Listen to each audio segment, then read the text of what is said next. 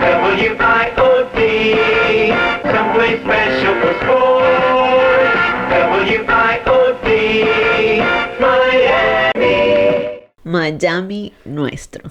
Pues mío no fue. Yo no conozco Miami. Yo no conocí Miami. No sé si algún día la vaya a conocer. Y empiezo con esto de Miami nuestro, así como lo estoy pronunciando. Hay un documental en YouTube. Llegué a él precisamente hace varias semanas porque me quise dar a la tarea de investigar mucho más sobre la historia de mi país, la historia de Venezuela. Y a raíz de ver otros documentales, precisamente este canal de YouTube sube un documental que dura 34 minutos, se llama Miami Nuestro, y habla precisamente sobre la bonanza petrolera de la época de los 70, o exactamente desde finales de 70, principios de los 80, y explica tal cual la locura de los venezolanos en ese entonces de viajar a Miami. En ese documental muestra la gente que viajaba hasta con la gente de servicio, que no era una, sino dos y hasta tres las que cuidaban a los chamitos y quienes atendían a toda la familia. Parecía que hasta en el aeropuerto, mientras entrevistaban a la gente en el aeropuerto internacional, en el aeropuerto de Maiquetía, cuando entrevistaban a los venezolanos y les preguntaban ¿a dónde vas? Y todos a Miami, a Miami. Y parece como que era una competencia de quién había ido más, porque la gente hasta decía, es mi tercera vez, o voy 3, 4 veces al año. Y bueno, lo digo en este tono porque así como bien cifrino, ¿no? O bien fresa de esta gente que entrevistaban en el aeropuerto y se veía el aeropuerto súper lleno y la mayoría coincidía en que iban a Miami, ¿no? Y yo lo sigo diciendo como se llama el documental. Este documental fue hecho por un historiador, director de cine, el señor Carlos Oteiza. Este documental salió en el año 1981. Yo agradezco a la persona que se le ocurrió subirlo creo que fue en junio de este año, si no estoy equivocada. Y muestra no solamente lo que mencionaba hace un momento de la gente que iba con toda y familia. Entrevistaban a gente que decían, vinimos a estrenar el apartamento que acabamos de comprar, o vinimos simplemente de vacaciones. El sueño americano del venezolano de la época. El venezolano que viajaba a consumir. Muestra tal cual la verdadera cultura del consumismo. O la verdadera cultura del consumo, mejor dicho. Esa derrama petrolera que hubo en esa época, precisamente como lo decía hace un momento, que muestra la locura del venezolano, donde ni siquiera medían, ¿no? El hecho de que le preguntaban a la gente, ¿a qué viniste a Miami? ¿No? ¿Por qué viniste a Miami? Y todos coincidían a gastar los reales. En esa época, bueno, yo tengo recuerdos que de niña escuchaba el término los reales, ¿no? Con el tiempo esto cambia, pero la época era de ¿a qué viniste? ¿A gastar la plata o a gastar los reales? Todos coincidían en eso, en que todos iban a Miami a gastar. Por supuesto, no faltaba las visitas a los parques temáticos de la ciudad, a Disney. Y eran las vacaciones soñadas de los niños, me imagino. Quienes viajaban también a Miami no solamente era de vacaciones, estaban aquellos que iban a hacer inversión. A mí me causa curiosidad porque la gente de los locales comerciales, gente incluso políticos de la época de Miami, que eran entrevistados en este documental, decían de la importancia que era para la ciudad de Miami que el venezolano llegara a invertir, a gastar su dinero en Miami.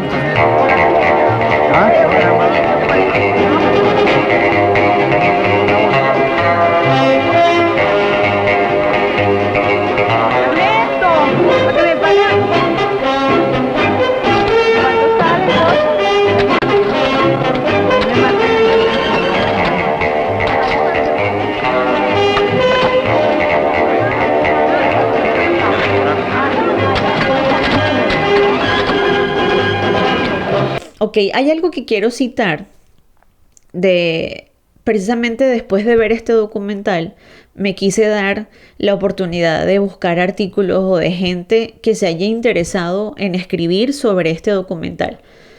Hay una persona que no sé si, él creo que él es un político, no estoy segura. Su nombre es Eduardo Porcarelli. Él escribe en un artículo y él menciona, está interesante el artículo que él escribe haciendo precisamente alusión a todo esto que se menciona dentro del documental. Y voy a leer algo que él dice. Prácticamente él inicia su artículo con este texto. Mientras que aproximadamente un 40% de los venezolanos en 1981 formaba parte de la estadística de pobreza, 500.000 personas viajaban al año a la cuna tropical del sueño americano. En 1981, el salario mínimo en Venezuela era de aproximadamente $405. Un pasaje a Miami podía costar poco más de $100. Cierro la cita. En la actualidad, el sueldo mínimo en Venezuela es de $3-4 aproximadamente. Sueldo mínimo mensual. Obviamente, ustedes, yo me pregunto, ¿cómo carajo vive una familia con $3-4 al mes? Imposible. Los ejecutivos, los inversionistas venezolanos y la gente que tiene un más elevado poder económico en Venezuela vienen en sus propios aviones a hacer sus negocios, a traer a su familia de paseo, y muchos viven acá y trabajan en Caracas, vienen a pasar sus fines de semana acá. Tampoco el Consulado de Venezuela ha efectuado una investigación porque considera que no debe ser del número exacto de venezolanos que tienen sus propiedades acá en el estado de la Florida. Pero no sería aventurado decir que alrededor de 30.000 venezolanos tienen su segunda vivienda acá en Miami. Había gente que viajaba, que decían que trabajaban en Caracas, capital de Venezuela, y viajaban los fines de semana a Miami porque realmente era su lugar de residencia. Yo no estoy hablando de norteamericanos, estoy hablando de venezolanos que trabajaban, repito, en Caracas, estaban de lunes a viernes y los fines de semana se regresaban a Miami. Como si se tratase de un viaje corto dentro de tu mismo país. En Venezuela lo podía comparar como trabajo en Caracas, pero vivo en la isla de Margarita, ¿no? Un vuelo que equivale a 1 hora. O no sé, aquí quizás la comparación no es tanto porque no estamos tan cerca de la ciudad de Tijuana, de la Ciudad de México. Pero sería como eso, ¿no? Trabajo de lunes a viernes en la Ciudad de México y vivo realmente en Tijuana y viajo los fines de semana. Conozco gente que incluso trabaja en la Ciudad de México, es de aquí, y no tiene ni siquiera la posibilidad, porque la economía no permite, como que voy todos los fines de semana a Tijuana a visitar a mi familia. Mucha gente hacía eso en aquella época, en las finales de los 70, repito, principios de los 80, que fue la época de la bonanza petrolera de Venezuela. Este señor que mencioné, perdón, repito el nombre, Eduardo Porcarelli, en su artículo mencionaba que mucha gente, incluso él también lo comenta de esta forma, ¿no? La locura del venezolano. Porque, y yo sí lo digo, para mí sí era una locura, el despilfarro de dinero, porque evidentemente la gente que viajaba era de clase media alta, ni siquiera clase media. Él comenta que mucha gente incluso hacía el sacrificio de viajar, hacía el sacrificio de ahorrar para poder viajar y cumplir como ese sueño. Desde mi punto de vista, puede obviamente existir mucha gente que lo hizo. Hago el sacrificio como papá, mamá, de los ahorros y viajamos a Miami para que vaya la familia y vayan los niños y todo esto. La cuestión que es que en ese documental hay gente, ojo, yo no quiero denigrar ni mucho menos, sin embargo hay gente que se nota que vivimos en una sociedad donde juzgamos, donde por el hecho de cómo estás vestido, desafortunadamente decimos cómo eres, ¿no? Entonces, para mí queda claro que mucha gente, o algunos, mejor dicho, de los que entrevistan en ese documental, se nota que no son clase media, y que tal cual como lo menciona este señor en su artículo, que hacían el sacrificio de ahorrar para viajar a Miami. Mucha gente, porque yo llegué a conocer gente incluso que hacían ese sacrificio de ese esfuerzo, vamos a gastar nuestros ahorros de ir a Miami, pero de regreso probablemente quedaban pelando bola, o sea, es decir, sin plata. Entonces mucha gente, yo estoy segura que viajaba a Miami por el hecho de decir, o sea, yo no, como los niños, ¿no? Cuando dicen, papá, mis compañeritos en la escuela tienen un celular y ¿por qué yo no? Entonces yo no voy a dejar a mi hijo, yo no tengo hijos, ¿no? Pero muchos padres dicen, yo no voy a dejar a mi hijo que se quede atrás sin tener un celular cuando sus demás compañeritos tienen un celular. Entonces sucedía lo mismo en aquella época con niñas o con niños que, papá, mis amiguitos viajaron a Miami, yo también quiero conocer Miami. Entonces, por no quedarse atrás y por decir ante una sociedad totalmente banal de decir, yo también conozco Miami, yo también fui a Miami. Entonces, para mí queda como muy en entredicho de, o sea, yo difiero de eso, de decir, hubo muchos venezolanos que hicieron el sacrificio y por qué no y cuál es el problema. Aquí voy a entrar realmente o sea, ¿por qué yo decido hablar frente a las cámaras y decido hacer un video como venezolana, hablar de este documental? Yo no vengo de clase media alta. Yo vengo de una familia, yo me crié en un barrio, vengo de una familia que hizo mucho esfuerzo para, para que mis hermanos y yo o la familia estuviésemos medianamente bien. Tuvimos la posibilidad, quizás ya no había bonanza cuando yo nací, ya no había bonanza o apenas yo nazco, o sea, como que ya terminaba esa bonanza petrolera.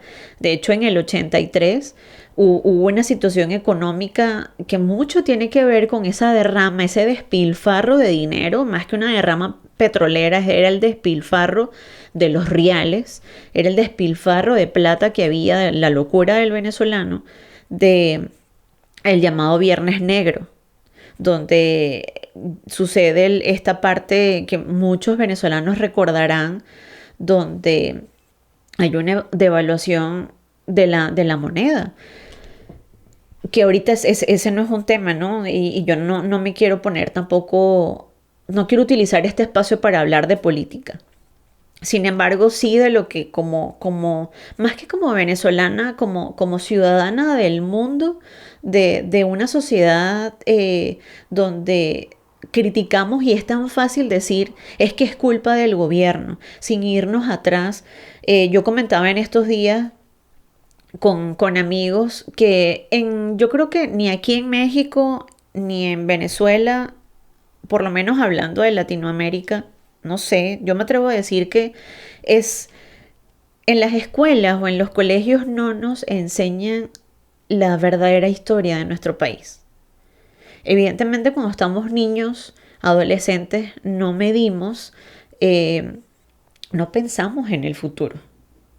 Y no, desde mi espacio, o sea, desde mi experiencia, yo no le daba la importancia de estudiar. Muchos estudiábamos porque teníamos que sacar una buena calificación, porque teníamos que pasar la materia. Después de muchas cosas que han sucedido y que ya es conocido a nivel mundial la situación política, social, económica de Venezuela, yo decido ponerme a investigar sobre la historia la verdadera historia de Venezuela, más allá de lo que yo aprendí en unos libros en la escuela, más allá de lo que unos profesores me enseñaron en su momento. Y nos hemos puesto a echarle la culpa al difunto, como llaman algunos, al innombrable, como llaman otros, al galáctico, también le dicen, y la culpa no es de él, la culpa no es del presidente que estuvo antes de él o el anterior a este. La realidad es que la situación de Venezuela más allá de culpar a un gobierno, es culpa de todos, es culpa precisamente de lo que he estado repitiendo de la locura del venezolano por despilfarrar el dinero. Como que si el petróleo nos iba a durar toda la vida, y no fue así. O sea, ahorita ni siquiera de eso se está sirviendo el gobierno actual. Venezuela está sumida en una pobreza total. Y esto no es culpa del difunto, repito, esto es culpa de nosotros, o sea, de no ver precisamente en un futuro, no ver más allá de nuestras narices, de decir, o así como han sucedido marchas en Venezuela por sacar un gobierno, como se han manifestado por otras situaciones, porque en su momento, o sea, claro, mientras le iba bien a muchos, a mí qué me importa. O sea, si se habla de un derrame petrolero de la época de finales de los 70, principios de los 80, ¿dónde queda? Mi pregunta es, ¿quién miraba a las afueras de Caracas? ¿Quién miraba a las zonas marginadas de la capital y de todo el país incluso? O sea, yo no puedo decir, no puedo mencionar solamente la capital, sino de todo el país. O sea, había pobreza, siempre ha existido pobreza. Hubo políticos que incluso sufrían del síndrome, no recuerdo cómo es que se llama este síndrome de cuando tienes como cierta aberración por la pobreza o por la gente pobre. O sea, hubo políticos que tengo vagos recuerdos, pero que no tenían ni siquiera, o sea, ni por asomo, ni por engaño a la gente. Voy a visitar los barrios de Caracas, los barrios de cualquier ciudad del país, para ganar adeptos y conseguir más votos. Hubo quien lo hizo de manera inteligente y hasta con una planificación demoníaca porque al final terminó siendo el demonio y haciéndole daño al país. En eso sí estoy de acuerdo. Sin embargo, repito, o sea, para mí no es solamente una persona el causante de que Venezuela esté como esté. A mí me llama la atención el hecho de la banalidad, de ese mundo tan consumista en el que vivían, en el que, o sea, si estabas en onda, eras chévere, eras cool, porque viajabas a Miami, porque es mi segunda vez, es mi tercera vez en Miami, cuando había gente que ni siquiera tenía la oportunidad de viajar o de salir como a una playa cercana, ahí mismo en la capital, por ejemplo.